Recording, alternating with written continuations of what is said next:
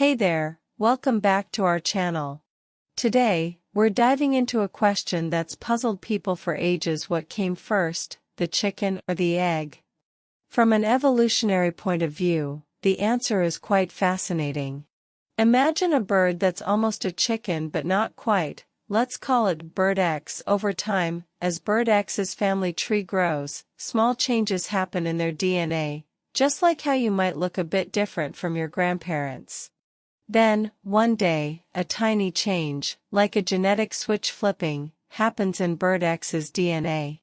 This change might be what makes a bird an actual chicken. The result? The first chicken egg, containing a bird with this special genetic tweak. Now, think about it from a genetic perspective. Imagine Bird X again, not quite a chicken but close. In this scenario, a genetic mutation takes place in Bird X's family, specifically in an egg. This mutation alters the DNA, making the chick inside that egg a true chicken.